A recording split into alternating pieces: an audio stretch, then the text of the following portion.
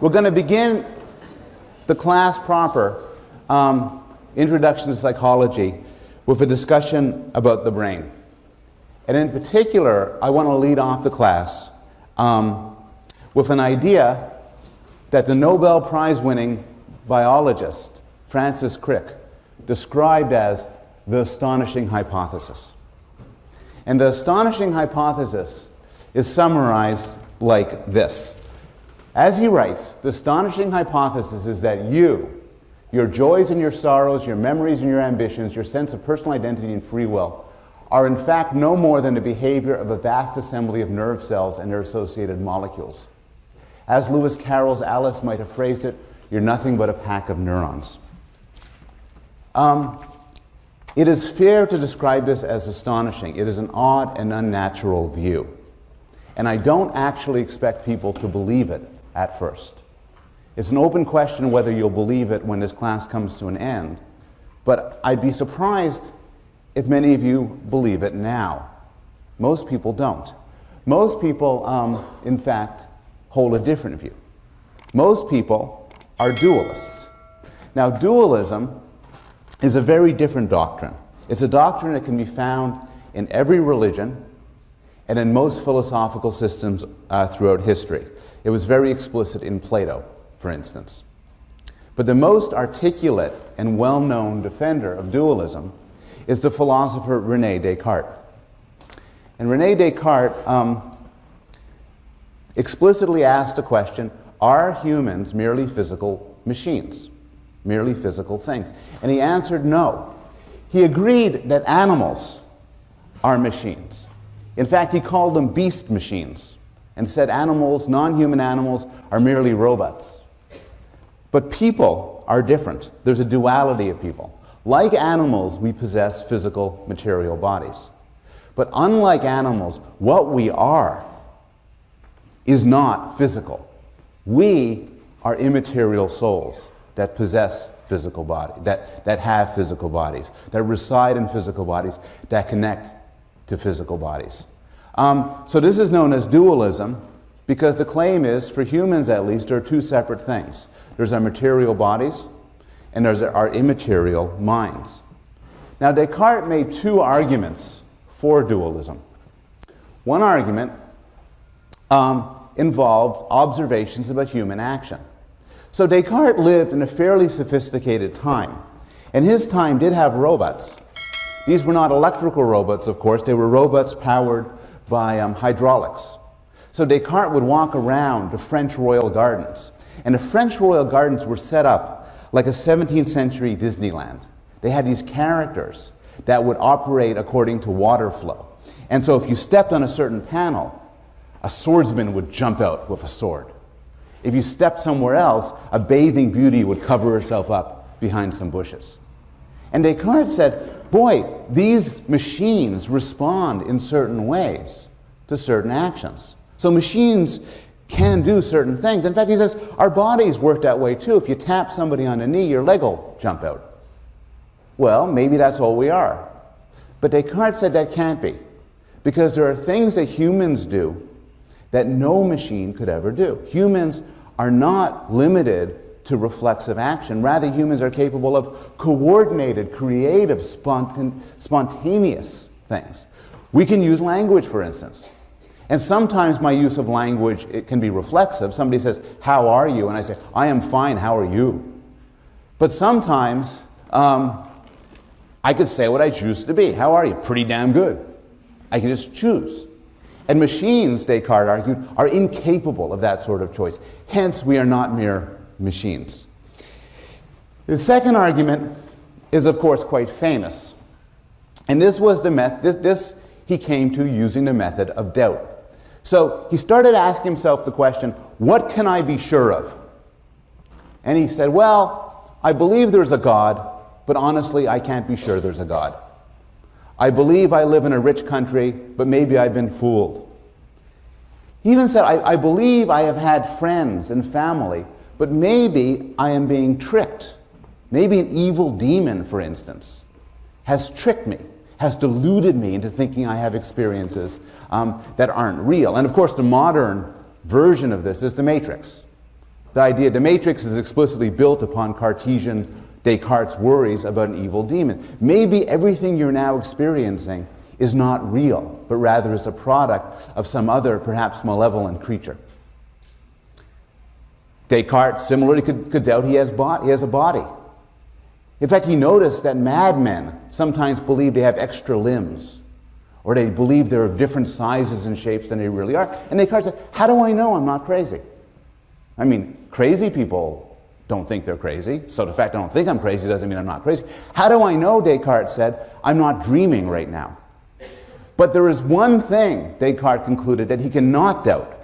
And the answer is he cannot doubt that he is himself thinking. That would be self-refuting. And so Descartes used the method of doubt to say there's something really different about having a body. That's always uncertain from having a mind.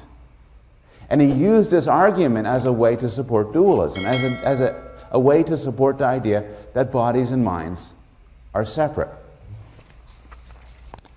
And so he concluded, I knew that I was a substance, the whole essence or nature of which is to think, and that for its existence there is no need of any place, nor does it depend on any material thing. That is to say, the soul by which I am, what I am, is entirely distinct from body. Now, I said before that this is common sense, and I want to illustrate the common sense nature of this in a few ways. One thing is, our dualism is enmeshed in our language. So we have a certain mode of talking about things that we own, or things that are close to us. My arm, my heart, my child, my car. But we also extend that to my body and my brain. We talk about owning our brains as if we're somehow separate from them. Our dualism shows up in intuitions about personal identity. And what this means is that common sense tells us that somebody can be the same person even if their body undergoes radical and profound changes. The best examples of this are fictional. So we have no problem understanding a movie where somebody goes to sleep as a teenager and wakes up as Jennifer Garner, as an older person. Now nobody says, oh, that's a documentary, I believe that thoroughly true. But at the same time, nobody, no adult, no teenager, no child ever leaves and says, I'm totally conceptually confused. Rather, we follow the story. We can also follow stories which involve more profound transformations, as when a man dies and is reborn into the body of a child. Now, you might have different views people around this room will have different views as to whether reincarnation really exists. But we can imagine it. We can imagine a person dying and then re-emerging in another body. This is not Hollywood invention. One of the great short stories of the last century begins with the sentence by Franz Kafka. As Gregor Samsa woke one morning from uneasy dreams, he found himself transformed in his bed into a gigantic insect. And again, Kafka invites us to imagine waking up into a body of a cockroach. And we can. This is also not modern. Hundreds of years before the birth of Christ, Homer described the fate of the companions of Odysseus who were transformed by a witch into pigs. Actually, that's not quite right. She didn't turn the men into pigs, she did something worse. She stuck them in the bodies of pigs. They had the head and voice and bristles and body of swine, but their minds remained unchanged as before. So they were penned there weeping. And we are invited to imagine the fate of, again, finding ourselves in the bodies of other creatures. And if you can imagine this is because you are imagining what you are as separate from the body that you reside in. We allow for the notion that many people can occupy one body. This is a mainstay of some slapstick humor, including the classic movie All of Me, Steve Martin, Lily Tomlin, highly recommended. But many people think this sort of thing really happens. One analysis of multiple personality disorder is that you have many people inside a single body fighting it out for control.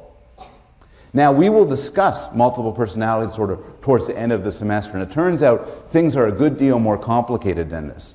But still, my point isn't about how it really is, but how we think about it.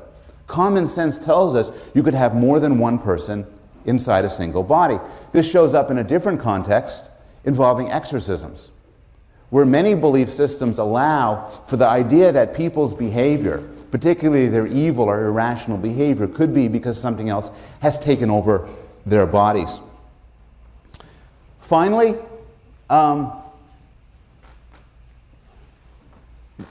most people around the world, all religions, and most people in most countries at most times believe that people can survive the destruction of their bodies. Now, cultures differ according to the fate of the body. Some cultures have the body going to the fate of the soul. Some cultures have you going to heaven or descending to hell. Others have you occupy another body.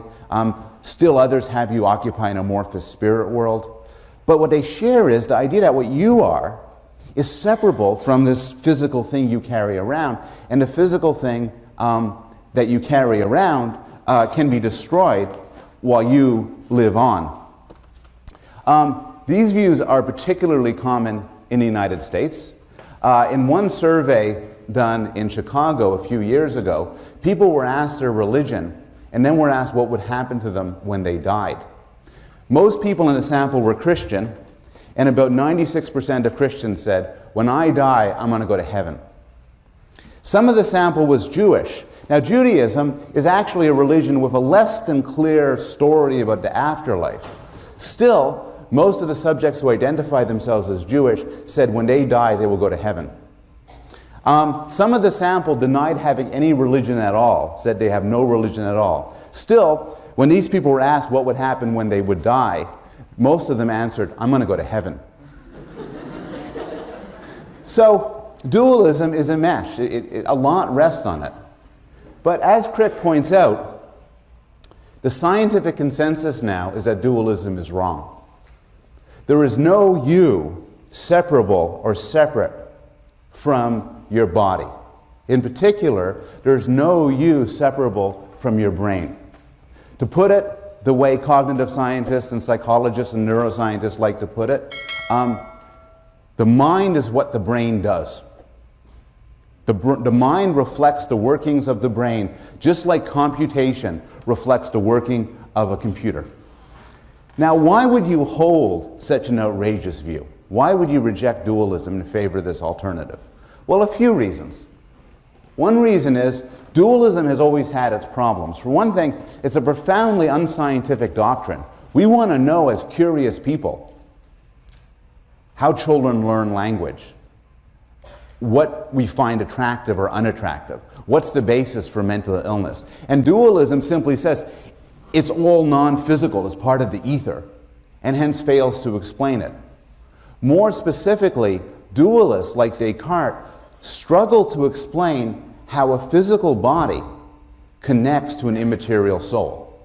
What's the conduit?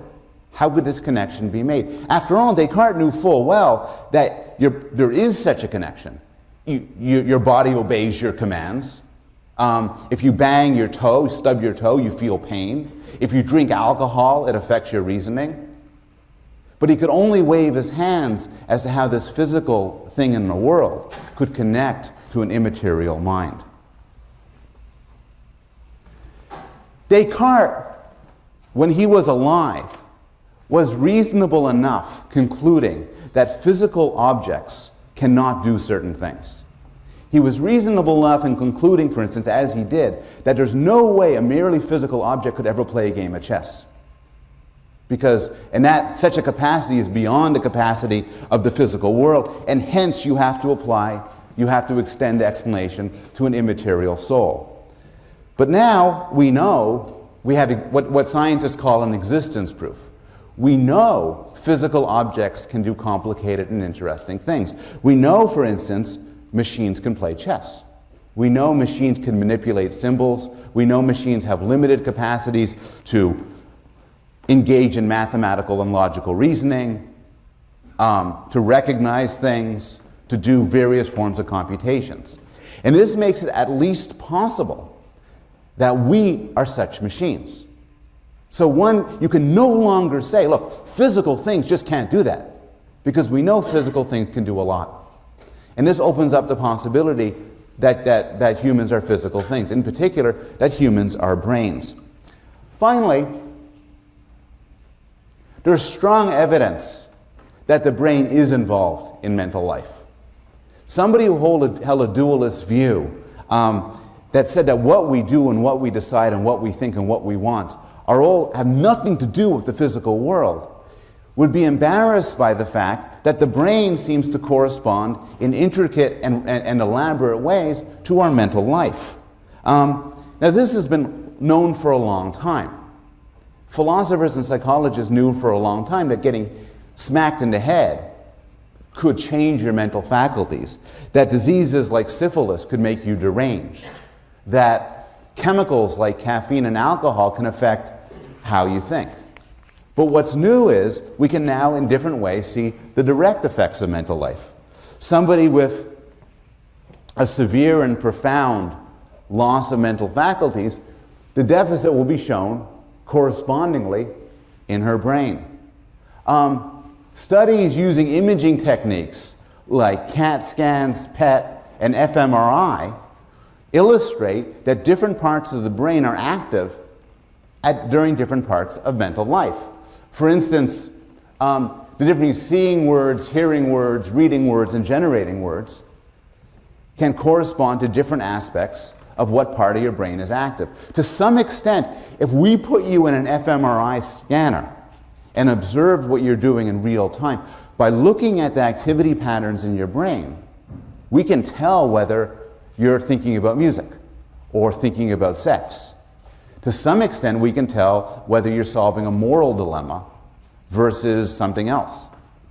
And this is no surprise if what we are is the workings of our physical brains. But it is extremely difficult to explain if one is a dualist.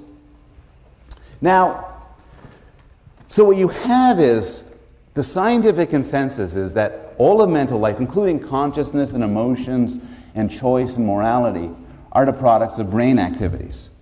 So you would expect that when you rip open the skull and look at the brain, you'd see something glorious. You'd see, like, I don't know, a big shiny thing with glass tubes and blinding lights and sparks and wonderful colors. And actually, though, the brain is just disgusting. It looks like an old meatloaf. It's gray when you take it out of the head. It's called gray matter. But that's just because it's out of the head. Inside the head is bright red because it's pulsing with blood. It doesn't even taste good.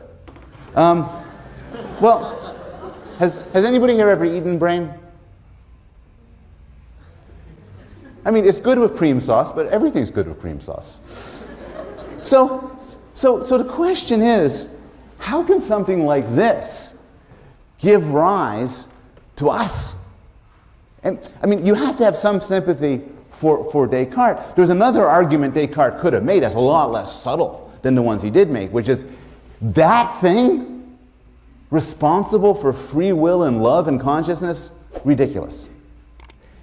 What I want to do, and what the goal of neuroscience is to make it less ridiculous. To try to explain how the brain works, how the brain can give rise to thought. And what I want to do today is take a first stab at this question. But it's something we'll continue to discuss throughout the course as we talk about different aspects of mental life. What I want to do, though, now is provide a big picture. So I want to do is start off small, with the smallest interesting part of the brain, and then get bigger and bigger and bigger. Talk about how the small part of the brain, the neurons, the basic building blocks of thought, combine to other mental structures, and then to different subparts of the brain, and finally to the whole thing. So, one of the discoveries of psychology is that the basic unit of the brain appears to be the neuron. The neuron is a specific sort of cell. And the neuron has three major parts, as you could see illustrated here. Neurons actually look quite different from one another, but this is a typical one. There are the dendrites, these little tentacles here. And the dendrites get signals from other neurons. Now these signals can be either excitatory, which is that they raise the likelihood the neuron will fire, or inhibitory, in that they lower the likelihood that the neuron will fire. The cell body sums it up, and you could view it arithmetically. The excitatory signals are pluses, the inhibitory ones are minuses, and then if you get a certain number, plus 60 or something, the neuron will fire. And it fires along the axon, the thing to the right. The axon is much longer than the dendrites. And in fact, some axons are many feet long. There's an axon leading from your spinal cord to your big toe, for instance. It is so shocking the lights go out.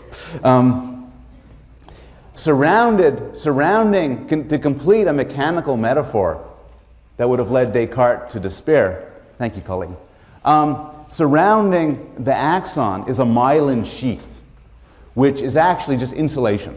It helps the firing work quicker. So here are some facts about neurons. There are a lot of them, about 1,000 billion of them, and each neuron can be connected to around thousands, perhaps tens of thousands, other neurons. So it's an extraordinarily complicated computing device. Neurons come in 3 flavors. There are sensory neurons, which take information from the world. So as you see me, for instance, there are neurons firing from your retina, sending signals to your brain. There are motor neurons. If you decide to raise your hand, those are motor neurons telling the muscles what to do. And there are interneurons, which connect the two. And basically, the interneurons do the thinking. They make the connection between sensation and action. It used to be believed, and it's the sort of thing when I taught this course many years ago, I would lecture on, that neurons do not grow back once you lose them. You never get them back. This is actually not true.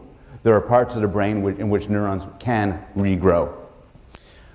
One interesting thing about neurons is a neuron is like a gun. It either fires or it doesn't. It's all or nothing. If you squeeze the trigger of a gun really hard and really fast, it doesn't fire any faster or harder than if you just squeezed it gently. Now this seems to be strange. How could neurons be all or nothing when sensation is very graded? If somebody next to you pushed on your hand,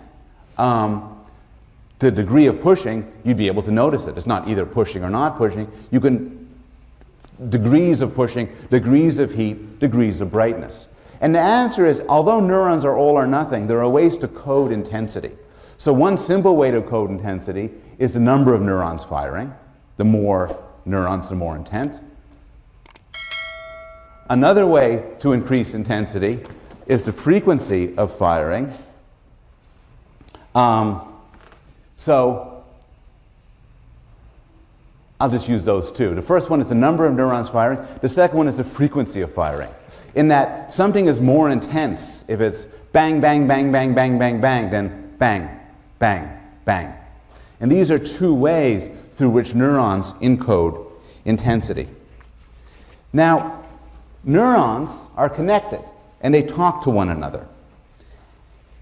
And it used to be thought they were tied to one another, like a computer. Like you take wires and you connect wires to each other. You wrap them around and connect them. It turns out this isn't the case. It turns out that neurons relate to one another chemically in a kind of interesting way. Between any neurons, between the axon of one neuron and the dendrite of another, there's a tiny gap. The gap could be about 1/10,000th of a millimeter wide. This infinitesimal gap. And this gap is known as a synapse. And what happens is, when a neuron fires, an axon sends chemicals shooting through the gap. These chemicals are known as neurotransmitters, and they affect the dendrites. So neurons communicate to one another chemically. These, again, the chemicals could excite the other neuron, excitatory, bring up the chances it will fire, or inhibit the other neuron, inhibitory. Now, neurotransmitters become interesting because a lot of psychopharmacology, both of the medical sort and the recreational sort, consists of fiddling with neurotransmitters. And so you could see this through some examples. There are two sorts of ways you could fiddle with neurotransmitters, and correspondingly, two sorts of drugs. There are agonists, and what an agonist does is increases the effect of neurotransmitters, either by making more neurotransmitters, or stopping the cleanup of neurotransmitters, or in some cases by faking a neurotransmitter, by mimicking its effects. Then there are antagonists that slow down the amount of neurotransmitters, either because they destroy neurotransmitters, or they make it hard to create more, or in some cases they go to the dendrite of the neuron and they kind of put a paste over it so that the neurotransmitters can't connect. And it's through these clever ways that neurons can affect your mental life. So for instance, there is a drug known as curare. And curare is an antagonist. It's a very particular sort of antagonist. It blocks motor neurons from affecting muscle fibers. What this does then is it paralyzes you, because your motor neurons, you send a command to your arm to lift up, it doesn't work. You send a command to your leg to move, it doesn't work. The motor neurons are deactivated. And then, because the way you breathe is through motor neurons, you then die. There's alcohol. Alcohol is inhibitory. Now, this may be puzzling to people. It's mildly paradoxical, because you may be thinking, alcohol is not inhibitory. On the contrary, when I drink a lot of alcohol, I lose my inhibitions and become a more fun person. I become more aggressive and more sexually vibrant and simply more beautiful. And so, in what way is alcohol inhibitory? Well, the answer is it inhibits the inhibitory parts of your brain. So you have parts of your brain that are basically telling you now, largely in the frontal lobes, sort of, okay, keep your pants on, don't hit anybody, don't use bad words. Alcohol relaxes, shuts down those parts of the brain. If you take enough alcohol, it then goes down to inhibit the excitatory parts of your brain, and then you fall on the floor and pass out.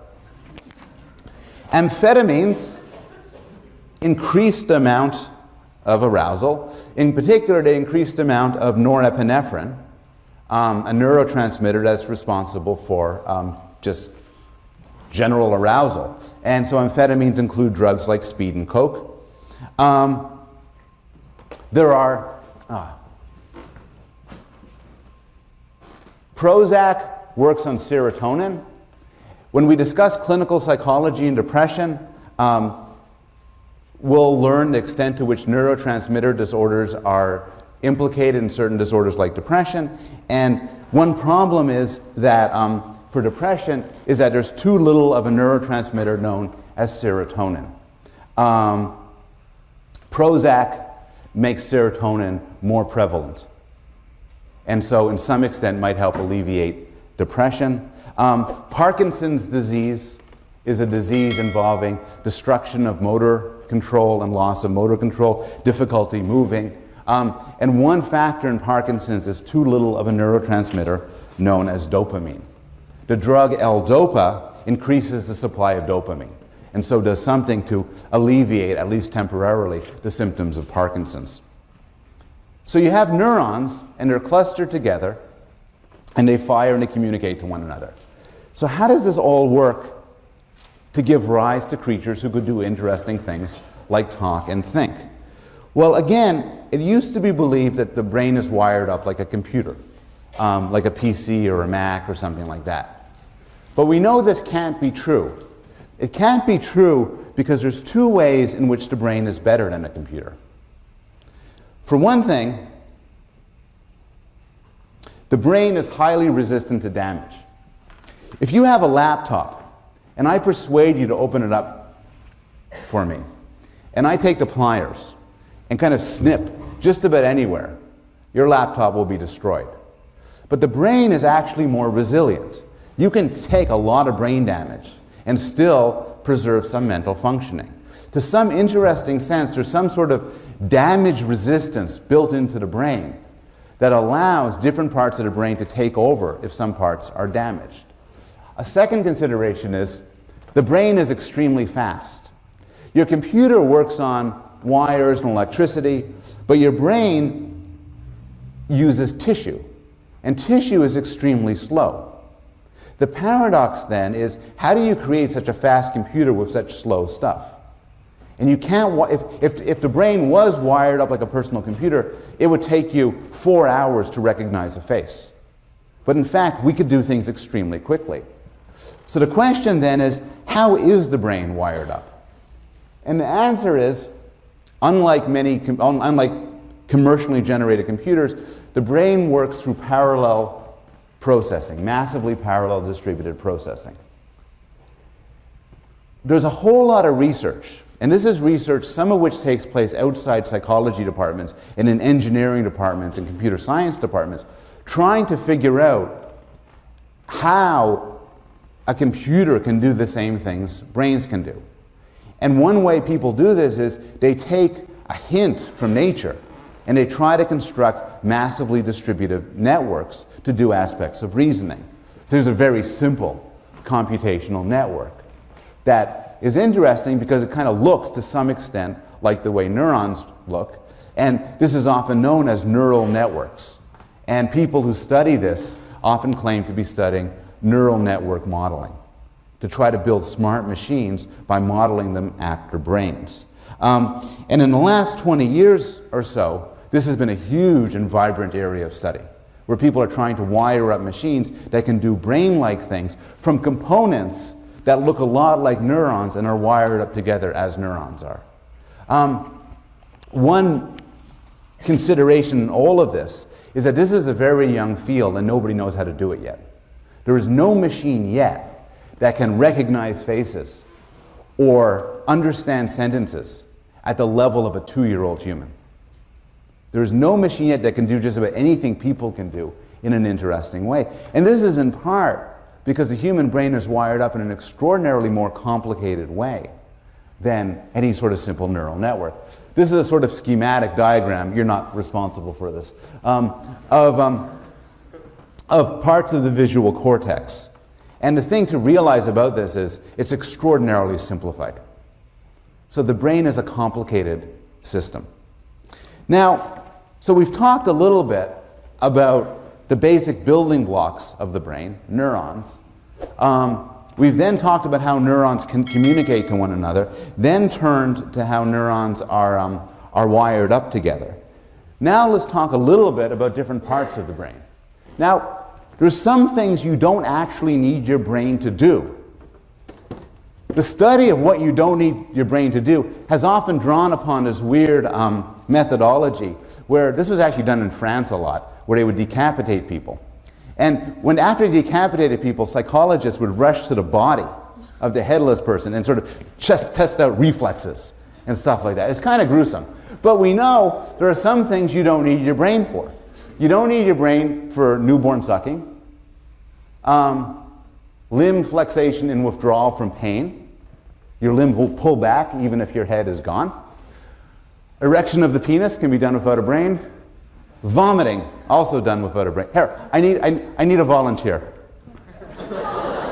Very simple. This will not involve any of the, excellent, any of the above. Could you stand up? Just, okay.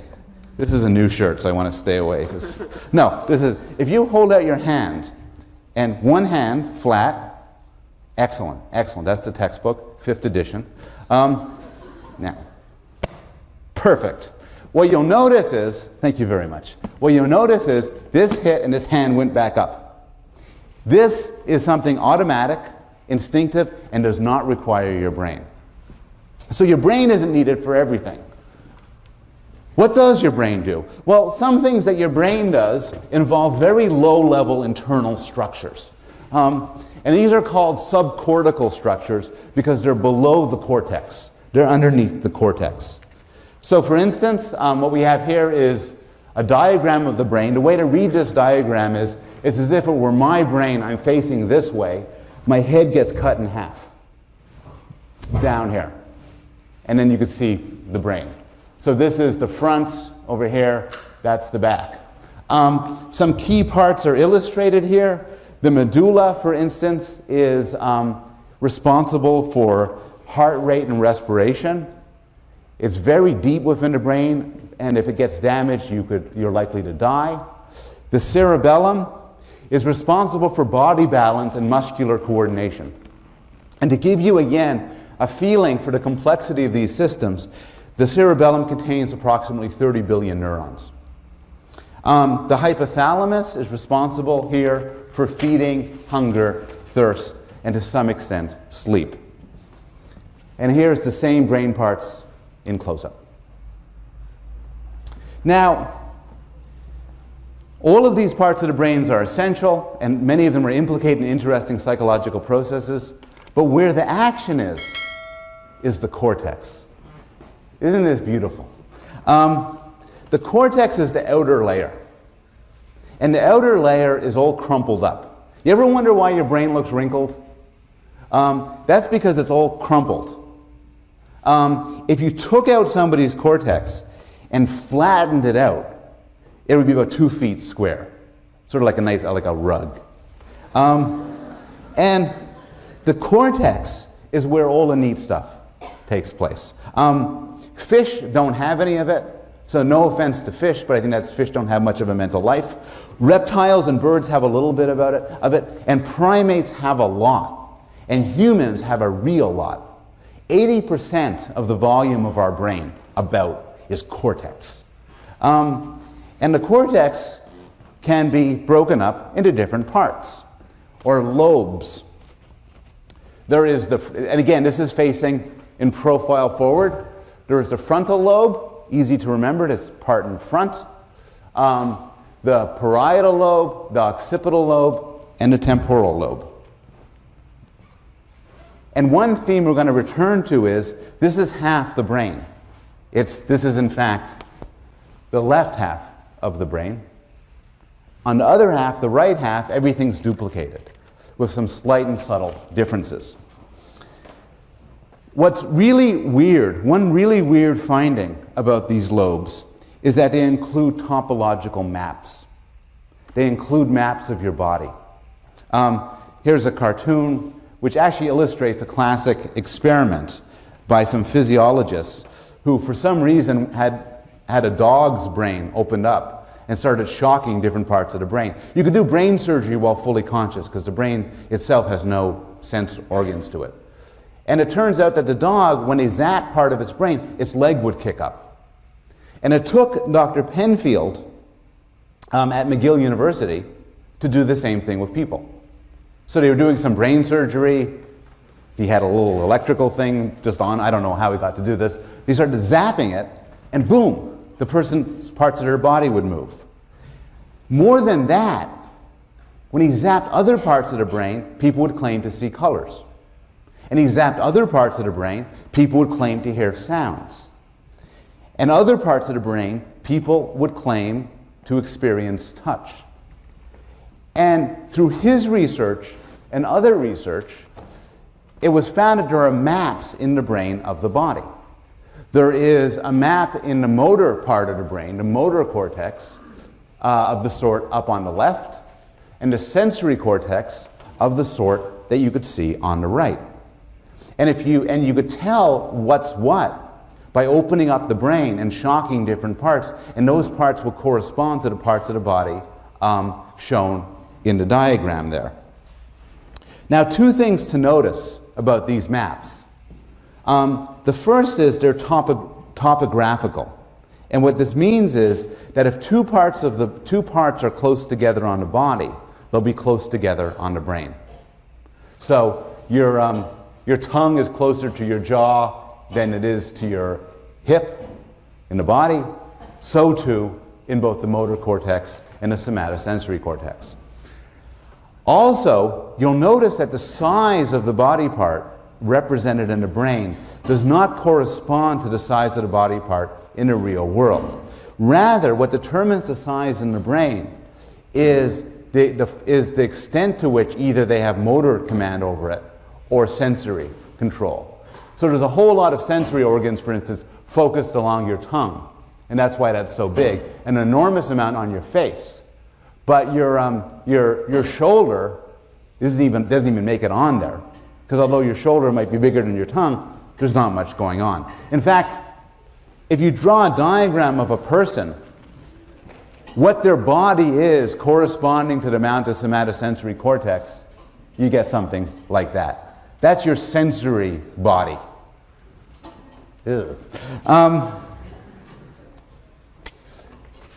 Now, so you have these maps in your head. But the thing to realize is, and these maps are part of your cortex, but the things to realize is that's an important part of what goes on in your brain.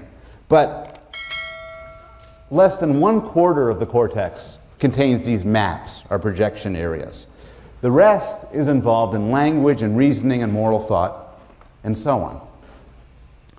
And in fact, the proportion, as you go from rat, cat, monkey, humans, less and less of it is devoted to projection areas and more to other things. So, how do we figure out what the other parts of the brain do? Well, there's all sorts of methods. Typically, these are recent imaging methods like CAT scan and PET scan and fMRI, which, as I said before, show parts of your brain at work.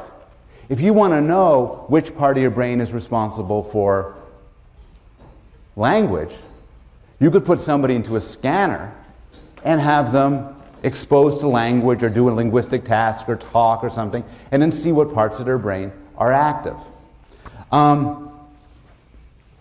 Another way to explore what the brain does is to consider what happens to people when very bad things happen to their brain. And these bad things could happen through lesions, through tumors, through strokes, through injury. For the most part, neuropsychologists don't like helmet laws. Neuropsychologists love when motorcyclists drive without helmets, because through their horrible accidents, we gain great insights into how the brain works. And the logic is, if you find somebody, crudely, if you find somebody with damage to this part of the brain, right here, and that person can't recognize faces, for instance, there's some reason to believe that this part of the brain is related to face recognition. And so through the study of brain damage and the study of, we can gain some understanding of what different parts of the brain do. And so people study brain damage that implicates motor control, such as apraxia.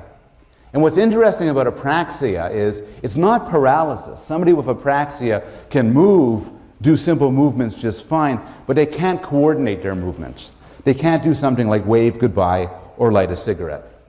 There's agnosia. And agnosia is a disorder which isn't blindness, because the person could still see perfectly well. Their eyes are intact. But rather, what happens in agnosia is they lose the ability to recognize certain things. Sometimes this is described as psychic blindness. And so they may get visual agnosia and lose the ability to recognize objects. They may get prosopagnosia and lose the ability to recognize faces. There are disorders of sensory neglect, some famous disorders. Again, it's not paralysis, it's not blindness, but due to certain parts of damaged parts of your brain, you might lose, for instance, the idea that there's a left side of your body or a left side of the world. And these cases are so interesting, I want to devote some chunk to a class in the next few weeks to discussing them. There are disorders of language, like aphasia. The classic case was discovered by Paul Broca in 1861, a patient who had damage to part of his brain and can only say one word, tan. And the person would say tan, tan, tan, tan. And everything else was gone. There's other disorders of language, such as receptive aphasia, where the person could speak very fluently, but the words don't make any sense, and they can't understand anybody else. Other disorders that we'll discuss later on include acquired psychopathy, where damage to parts of your brain, particularly related to the frontal lobes, rob you of the ability to tell right from wrong. I want to end. We're talking about neurons, connections between neurons, how neurons are wired up, the parts of the brain, what the different parts do. I want to end by talking about the two halves of the brain and ask the question, how many minds do you have? Now, if you look at the brain, if you took the brain out and held it up, it would look pretty symmetrical. But it actually is not. There are actual differences between the right hemisphere and the left hemisphere. How many people here are right-handed? How many people here are left-handed? How many people here are sort of complicated? Ambidextrous, don't know, bit of the right, bit of left. People. Okay. Those of you who are right-handed, which comprises about 9 out of 10 people, have language in your left hemisphere. And in fact, we're going to be talking about right-handed people for the most part, making generalizations in what I'll talk about now. Those of you who are left-handed are more complicated. Some of you have language in your right hemisphere, some in your left hemisphere, some God knows where. It's complicated. Now, the idea is that some things are duplicated. So if you were to lose half your brain, the other half can actually do a lot. But some things are more prevalent and more powerful in one part of the brain than the other. And I want to show you a brief film clip from Scientific American that illustrates the differences between the hemispheres. But before doing that, I want to provide some introductory facts. Some functions are lateralized, so typically language in the left. Again, this is a right-handed centric thing. But if you're right-handed, language in the left, math and music on the right. There's a crossover. And this is important when we think about the studies that will follow. But the crossover is that everything you see in the left visual field goes to the right side of your brain. Everything in the right visual field goes to the left side of the brain. And similarly, there's a crossover in action. So your right hemisphere controls the left side of the body, your left hemisphere controls the right side of the body. Now, finally, the two halves are connected. They're connected by this huge web called the corpus callosum. And I'm just going to skip this because the movie illustration will go through some of this. This illustrates certain themes that are discussed in detail in the Gray book concerning the lateralization of different parts of different mental capacities, some in the left hemisphere, some in the right hemisphere. But it also serves as a useful methodological development, which is a nice illustration as to how looking at people who are incredibly unusual, such as this man who had his brain bisected, so his left hemisphere and his right hemisphere don't communicate with one another, how looking at such people, such extreme cases, can provide us with some understanding of how we normally do things. And this, again, is a theme we'll return to throughout the course. This is generally the general introduction of the brain that I wanted to provide, giving the framework for what I'll be talking about later on throughout the course, so that I might later on make reference to neurons or neurotransmitters or the cortex or the left hemisphere, and you'll sort of have the background to understand what I'm talking about.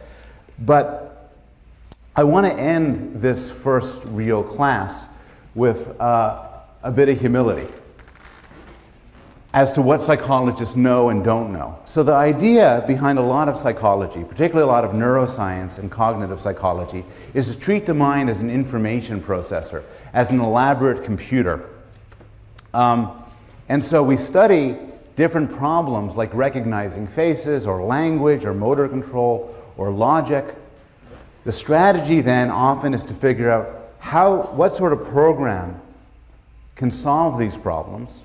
And then we go on to ask, how could this program be instantiated in a physical brain? So we study people much as we'd study a computer from an alien planet or something. And I think this strategy is one I'm very enthusiastic about. But there still remains what's sometimes called the hard problem of consciousness. And this involves subjective experience. What's it like? So my computer can play chess. My computer can recognize numbers. It can do math. And maybe it does it kind of the same way that I do it. But my computer doesn't have feelings in the same sense. These are two classic illustrations. This is from a very old Star Trek episode. It illustrates angst. I think his starship's about to go into the sun or something. And that's my older kid, Max, who's happy. And so the question is, how does a thing like that give rise to consciousness and subjective experience? And this is a deep puzzle. And although some psychologists and philosophers think they've solved it, most of us are a lot more skeptical. Most of us think we have so far to go before we can answer questions like Huxley's question.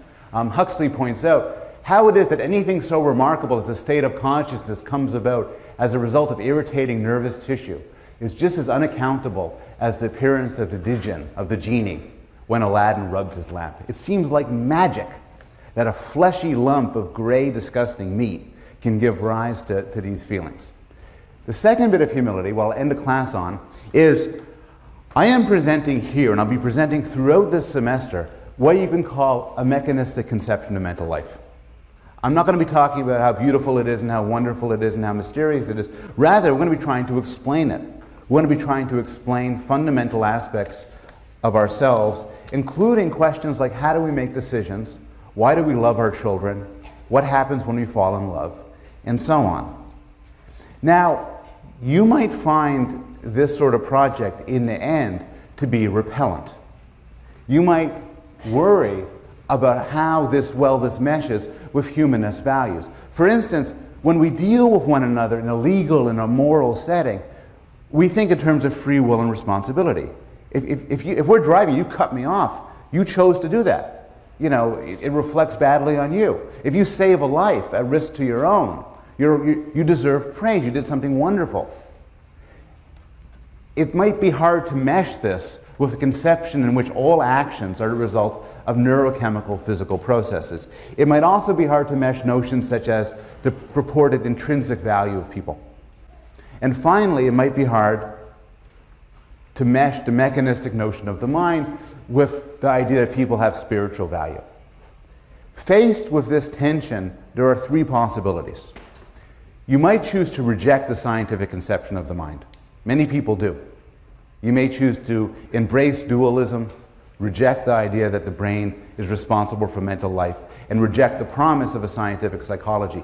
Alternatively, you might choose to embrace a scientific worldview and reject all these humanist values. And there are some philosophers and psychologists who do just that, who claim that free will and responsibility and spiritual value and intrinsic value are all illusions. They're pre-scientific notions that get washed away in modern science. Or you could try to reconcile them. You could try to figure out how to mesh your scientific view of the mind with these humanist values you might want to preserve. And this is an issue which we're going to return to throughout the course. Okay, I'll see you on Wednesday.